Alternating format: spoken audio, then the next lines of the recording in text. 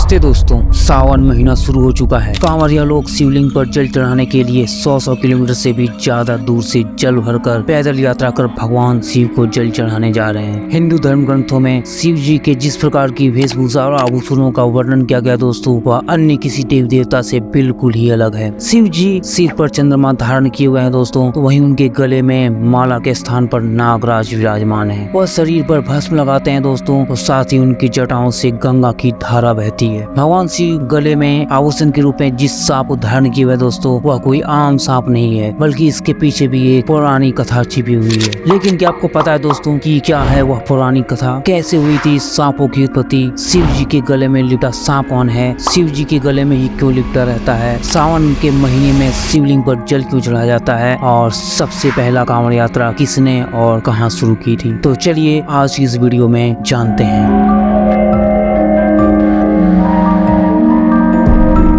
सांप एक ऐसा जीव है दोस्तों, जिसे देखकर हर किसी को डर भी लगता है और मन में जिज्ञासा भी होती है कि आखिर इसकी उत्पत्ति कैसे हुई थी। सांप की उत्पत्ति के पीछे भी दोस्तों बहुत सी रोमांचक पौराणिक कथाएं हैं। महर्षि वेदव्यास द्वारा रचित और भगवान श्री गणेश द्वारा लिखित महाभारत के अनुसार महर्षि कश्यप की 13 पत्नियां थी दोस्तों। इन्हीं में से एक थी कद्रू। कद्रू ऋषि कश्यप की बहुत सेवा करती थी। ऋषि ने एक बार खुश होकर कद्रू से वर मांगने को कहा, तो कद्रू ने वर मांगा कि उसके 1000 तेजस्वी नागपुत्र हो। ऋषि ने यह वर दे दिया दोस्तों। निश्चित समय के बाद कद्रू को 1000 नागपुत्र हुए और इस तरह दोस्तों नागवंशों की उत्पत्ति हुई। वहीं लिंग पुराण के अनुसार दोस्तों सृष्टि की रचना के लिए ब्रह्मा ने उग्र तपस्या की थी। परिणाम नहीं मिला तो हताशा से उनकी आंखों से आंसू आ गए। आंसू की बूंदें सर्प बन गई दोस्तों। सर्पों के साथ कोई अन्याय न हो, इसलिए तिथियों का बंटवारा करते समय सूर्य भगवान ने इन्हें पंचमी तिथि का अधिकारी बनाया। वहीं विष्णु पुराण के अनुसार दोस्तों दक्ष प्रजापति की 17 कन्याएं थी, जिनमें से सभी का विवाह कश्यप मुनि के साथ हुआ था। किंतु कश्यप मुनि को कद्रू और विनीता से विशेष प्रेम था। एक बार प्रसन्न होकर कश्यप ने उन दोनों को मनचाहा वर मांगने को कहा। तब कद्रू ने 1000 नागपुत्रों और विनीता ने केवल 2 तेजस्वी पुत्र वरदान के रूप में मांगे। वरदान के परिणाम स्वरूप दोस्तों कद्रू ने 1000 अंडे और विनीता ने 2 अंडे प्रसव किए। कद्रू के अंडों के फूटने पर उसे 1000 नागपुत्र मिले, किंतु विनीता के अंडे उस समय तक नहीं फूटे। उतावली होकर विनीता ने एक अंडे को फोड़ डाला। उनमें से निकलने वाला बच्चा एक गरुड़ था दोस्तों, जो लाल रंग होने के कारण उसका नाम अरुण रखा गया। उसका ऊपरी भाग पूर्ण हो चुका था दोस्तों, किंतु नीचे का शरीर कच्चा था। उस बच्चे ने क्रोधित होकर अपनी माता को श्राप दे दिया दोस्तों। कहा कि तुमने कच्चे अंडे को तोड़ दिया है, इसलिए तुझे 500 वर्षों तक अपनी उसी बहन का दासी बनकर रहना होगा जिससे तू इतनी घृणा करती है। किंतु ध्यान रहे दूसरे अंडे को अपने से फूटने देना। उस अंडे से एक अत्यंत तेजस्वी बालक उत्पन्न होगा, वही तुझे इस श्राप से मुक्त कराएगा। यदि तूने ऐसा नहीं किया तो तू सदा के लिए कद्रू की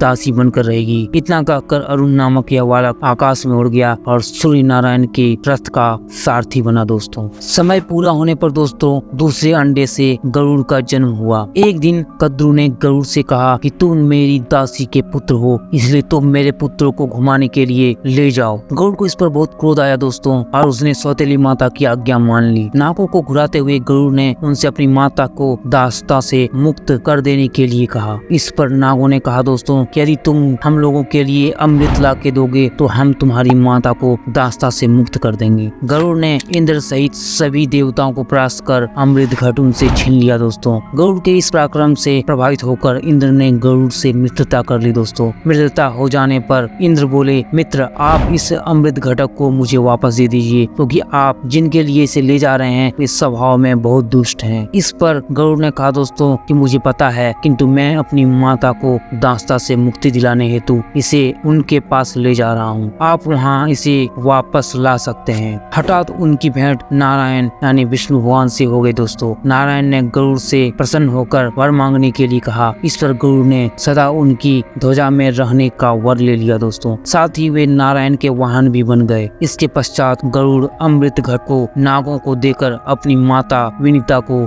दास्ता से मुक्ति दिलाई। अमृत घट को कुशासन पर रखकर सारे नाग पवित्र होने के लिए स्नान करने चले गए दोस्तों। इसी बीच इंद्र चोरी से उस अमृत घट को उठाकर ले गए। नाग जब स्नान करके वापस आए दोस्तों तो उन्होंने देखा कि अमृत कलश गायब है। उन्हें लगा कि कुशासन पर ही अमृत की कुछ बूंदें गिर गई होंगी, इसलिए उन्होंने कुशासन को चाटना शुरू कर दिया। पर जैसे ही उस कुशासन को चाटा उसकी जीभ के 2 भाग हो गए और वे द्विजीव कहलाए। लगभग सही पुराण के अनुसार दोस्तों पता चलता है कि नागों की उत्पत्ति ऋषि कश्यप की पत्नी कद्रु की कोख से ही हुई है। कद्रु ने हजारों पुत्रों को जन्म दिया था दोस्तों, जिनमें से प्रमुख थे अनंत, वासुकी, तक्षक, कपूरटक, पद्म, महापद्म, शंख, पिंगला और कुलिक। जिस सांप को दोस्तों आप शिव जी के गले में देखते हैं उसका नाम वासुकी है। वासुकी भगवान शिव के भक्त थे दोस्तों। उनकी इच्छा थी कि वह सदैव भगवान शिव के समीप रहे। उन्हें नागों का राजा भी कहा जाता है दोस्तों। यह वही सांप है जिन्होंने समुद्र मंथन के दौरान रस्सी का काम किया था। पर्वत पर लपेटकर मथे जाने के कारण वासुकी नाग का पूरा शरीर लहूलुहान हो गया था दोस्तों। इसके साथ ही जब समुद्र मंथन के दौरान विष उत्पन्न हुआ तो वासुकी ने भी शिव जी की सहायता के लिए विष का कुछ हिस्सा ग्रहण किया। यह देखकर भगवान शिव उनसे बहुत प्रसन्न हुए दोस्तों और उनकी सदैव पास रहने की इच्छा को पूर्ति करते हुए शिव जी ने उन्हें अपने गले में धारण कर लिया। तभी से वासुकी अमर हो गए। धार्मिक मान्यताओं के अनुसार दोस्तों समुद्र मंथन के अलावा वासुकी नाग का वर्णन एक अन्य स्थान पर भी मिलता है। भगवान श्री कृष्ण के जन्म के दौरान वासुदेव कंस की जेल से निकलकर उन्हें गोकुल ले जा रहे थे। तब यमुना में एक भयानक तूफान आया दोस्तों। ऐसे में नागराज वासुकी ने ही भगवान श्री कृष्ण और वासुदेव को सुरक्षित रूप से यमुना पार करने में सहायता की थी। अब बात करते हैं दोस्तों कि सावन के महीने में शिवलिंग पर जल क्यों चढ़ाया जाता है। दरअसल दोस्तों जल चढ़ाने की वजह समुद्र मंथन से ही जुड़ी हुई है। पौराणिक कथाओं के अनुसार सावन महीने में ही समुद्र मंथन हुआ था दोस्तों। समुद्र मंथन के दौरान जो विष निकला था, कहा जाता है कि अगर वह विष पृथ्वी पर आ जाता तो पूरी पृथ्वी खत्म हो जाती। सृष्टि को बचाने के लिए महादेव ने विष का पान किया दोस्तों। विष पान के कारण ही उनका कंठ नीला पड़ गया और यही कारण है कि महादेव को नीलकंठ भी कहा जाता है। कथा के अनुसार दोस्तों देवी देवताओं ने विष का प्रभाव और ताप कम करने के लिए उन पर जल अर्पित किया ताकि उन्हें राहत मिले और यही कारण है दोस्तों कि सावन महीने में भगवान शिव पर जल चढ़ाया जाता है। सावन मास के बारे में यह भी माना जाता है दोस्तों कि उस दौरान भगवान शिव पृथ्वी पर अवतरित होकर अपने ससुराल गए थे और वहां उनका स्वागत आरती और जलाभिषेक से किया गया था। माना जाता है कि प्रत्येक वर्ष सावन माह में भगवान शिव अपनी ससुराल आते हैं। भूलोक वासियों के लिए शिव कृपा पाने का यह उत्तम समय होता है। अब बात करते हैं दोस्तों सबसे पहले कांवड़ यात्रा किसने और कहां शुरू की थी। कुछ विद्वानों का मानना है दोस्तों कि सबसे पहले भगवान परशुराम ने उत्तर प्रदेश के बागपत के पास स्थित पूरा महादेव का कांवड़ से गंगा जल लाकर जलाभिषेक किया था। वहीं कुछ विद्वान का कहना है दोस्तों कि सर्वप्रथम त्रेता युग में श्रवण कुमार ने पहली बार कांवड़ यात्रा की थी। वहीं कुछ मान्यताओं के अनुसार दोस्तों भगवान राम पहले कांवड़िया थे जिन्होंने बिहार के सुल्तानगंज से कांवड़ में गंगा जल भरकर झारखंड के पावाधाम में शिवलिंग का जलाभिषेक किया था। तो कैसा लगा दोस्तों आज का ये इन्फॉर्मेशन। अगर आप लोग को आज का ये वीडियो अच्छा लगा है तो वीडियो को लाइक और शेयर करें और साथ साथ दोस्तों मेरे इस चैनल को आप सब्सक्राइब जरूर कर लें। तो जल्दी मिलते हैं दोस्तों आपसे एक नई वीडियो में नई इन्फॉर्मेशन के साथ।